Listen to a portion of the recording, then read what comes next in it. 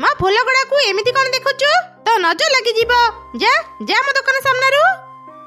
मिट्टू भाई तुम एमिति काहे कहूचो छोट छुआंक सह केमिति कथा हुअंती ता कौन तुम जानिन?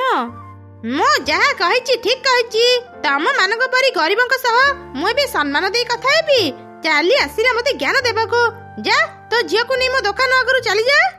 मां चलो एठु जीबा। कुनी मु तते चारियाडे खोजुची तू एठी कोन करूचु? मां एई दुकानर फूल सब भारी सते जाऊ सुंदर सेति पय मु ए फूल गुडा को देखुथिली। आम फूल भी भारी सुंदर मां तुम सांगरिया आमे से आगरे बसिबा।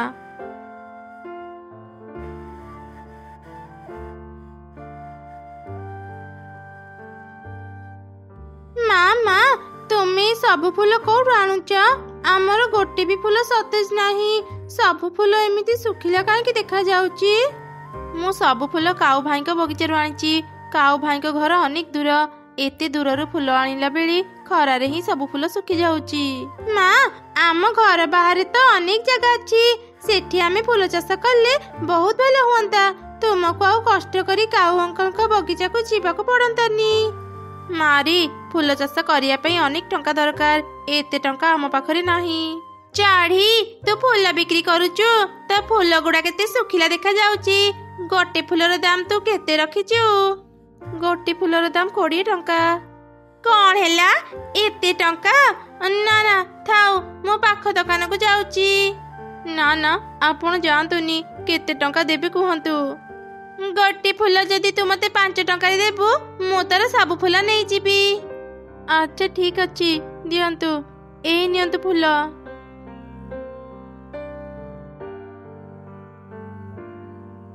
माँ तुम्हें इतने कम टंका रे काहे की फूल देला? आरी माँ बेसी समय गले फूल आहरी सुखी जीव सेते बेले केही भी फूल को 5 टंका भी देबेनी। चल माँ एबे घर को जीवा।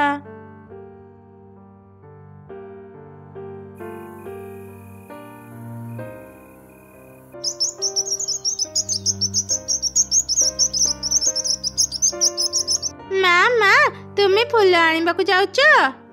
हाँ रे माँ शीघ्र काऊ भाई का बगीचा को न गले फेरु फेरु डेरी हेजिबा डेरी हेले फूल सब सुखी जीवा। माँ मु दिने भी काऊ अंकल का फूल बगीचा देखिनी मते आज तुम सांगरे नहीं जाओ ना माँ मो थरी से फूल बगीचा देखी आसीबी। अच्छा ठीक अच्छी आस मो सांगरे।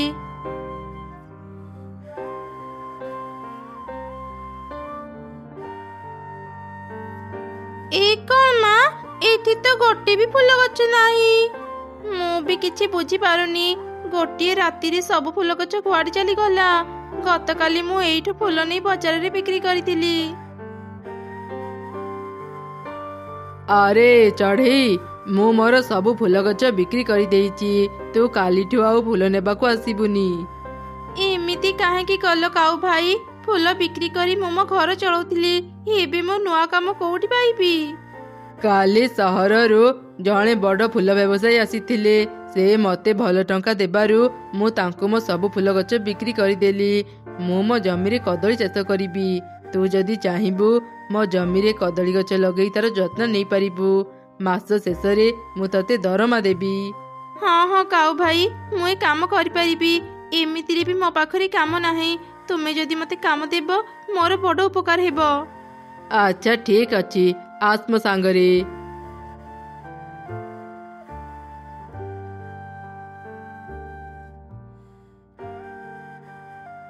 ए किछि कदली चारा ने जमी को चाष करी लगे दे कालीठू मो जमी को आसी गछ मूल को सफा करी पानी देबू। अच्छा ठीक अच्छी काऊ भाई मुझे सब काम कर देबी। माँ कुनी तू जा से गछ तले बसिबू मु भी जमी चाष करी काम सरिले आमे घर को जीवा। अच्छा ठीक अच्छी माँ।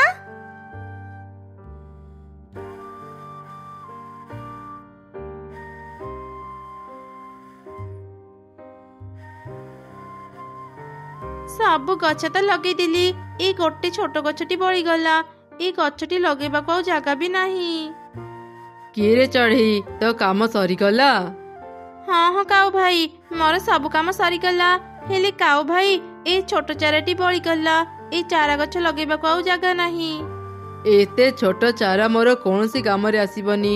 ତୁ ଗୋଟେ କାମ କର, ଏ ଚାରା ଗଛକୁ ଫିଙ୍ଗି ଦେ, ଆଉ ଏଇ ନେ ତ ଆଜି ଦିନର ପାରିଶ୍ରମିକ। ତୁମକୁ ଅନେକ ଅନେକ ଧନ୍ୟବାଦ କାଉ ଭାଇ। ଏବେ ମୁଁ ଘରକୁ ଯାଉଛି, କାଲି ପୁଣି ଆସିବି।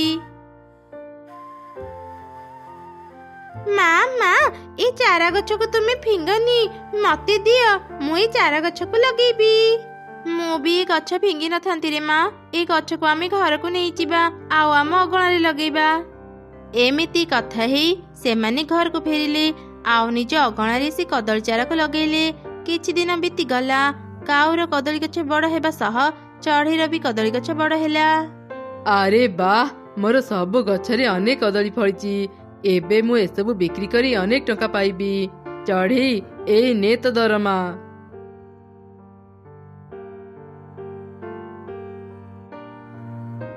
ବାଃ, ଆମ ଗଛରେ କେତେ କଦଳୀ ଫଳିଛି।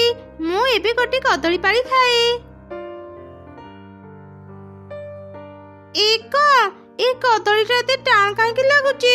ମୁଁ ତ ଜମା ବି ଖାଇପାରୁନି। କଣ ହେଲା ରେ ମା, ତୁ କାହା ସହ କଥା ହେଉଛୁ? ମା ଦେଖ ନା, ଆମ ଗଛରେ ଇଏ କେମିତିକା କଦଳୀ ଫଳିଛି। କଦଳୀ ଗୁଡା ବହୁତ ଟାଣ, ମୁଁ ଜମା ବି ଖାଇପାରୁନି। ଏଇ କଣ ରେ ମା, ଏଗୁଡା ତ ସୁନା କଦଳୀ।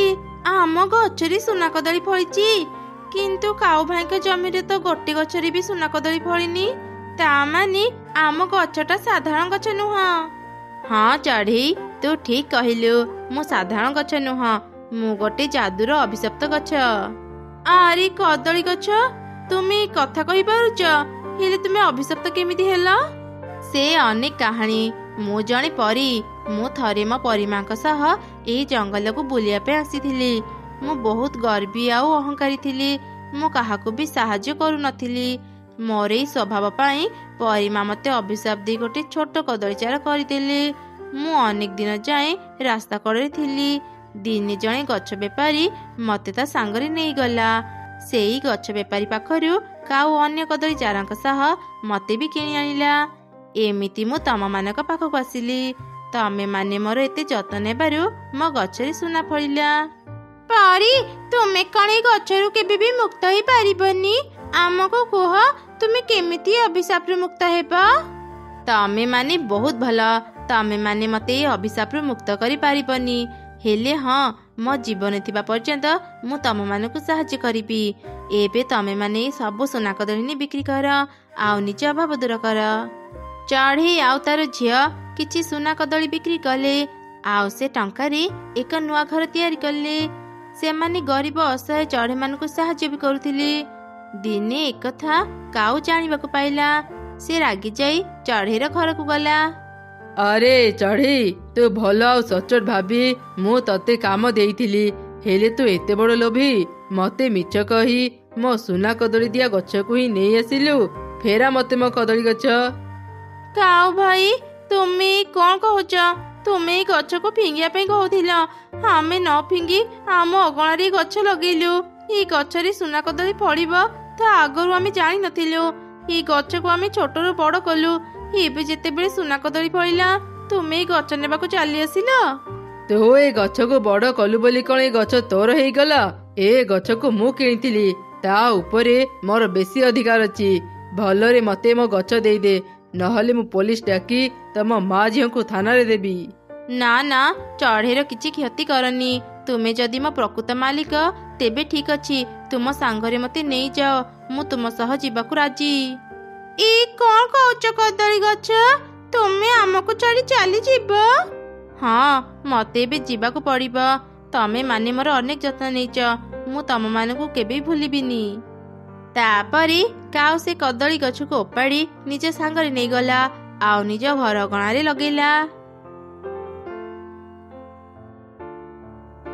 ଦେ ଦେ ଗଛ, ଚଢ଼େଇ ପରି ଏବେ ମତେ ବି ସୁନା କଦଳୀ ଦେ।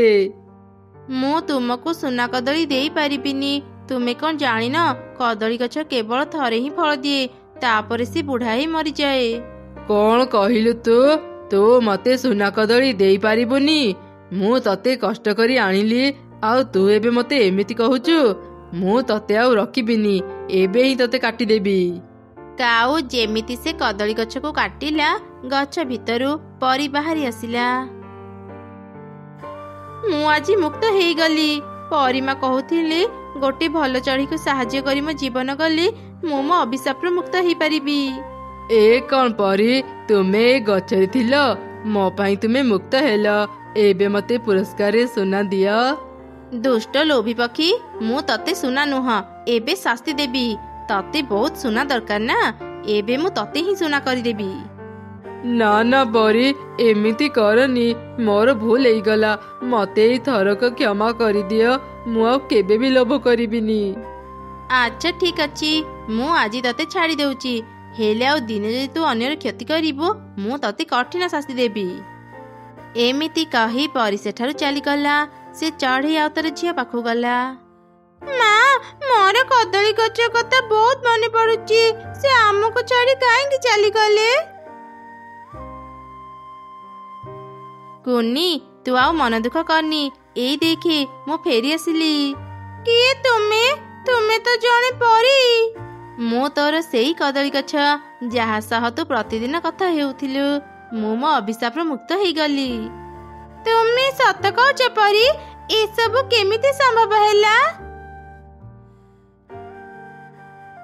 ଆଚ୍ଛା, ଏଥିପାଇଁ ତାହେଲେ ତୁମେ କାଉ ଅଙ୍କଲଙ୍କ ସହ ଯିବାକୁ ରାଜି ହେଇଗଲ। ପରୀ, ତୁମକୁ ଭଲ ହେବାର ଦେଖି ମୁଁ ଅନେକ ଖୁସି। କୁନି, ମୁଁ ତତେ କିଛି ଉପହାର ଦେବାକୁ ଚାହୁଁଛି। ଏଇ ନେ, ଆଜିଠୁ ଏଇ ଫୁଲ ବଗିଚା ତୋର। ମୁଁ ଜାଣେ ତତେ ଫୁଲ ଭାରି ଭଲ ଲାଗେ। ଏବେ ତୁ ପ୍ରତିଦିନ ଏଇ ବଗିଚାରୁ ସତେଜ ଆଉ ସୁନ୍ଦର ଫୁଲ ପାଇବୁ। ଚଢ଼େଇ, ତୁ ଏ ଫୁଲ ଗଛକୁ ନେ। ଏଇ ଗଛରେ ପ୍ରତିଦିନ ଗୋଟେ ସୁନା ଗୋଲାପ ଫୁଟିବ। ସେଇ ଗୋଲାପ ବିକ୍ରି କରି ତୁ ଆରାମରେ ଚଳିପାରିବୁ। ପରୀ, ଏ ସବୁ ଉପହାର ପାଇଁ ତୁମକୁ ଅନେକ ଅନେକ ଧନ୍ୟବାଦ। ହଉ, ମୁଁ ଏବେ ମୋ ଘରକୁ ଯାଉଛି। ତମେ ମାନେ ଭଲରେ ରୁହ। ଯଦି କିଛି ବିପଦରେ ପଡ଼ିବ ମତେ ମନେ ପକେଇବ।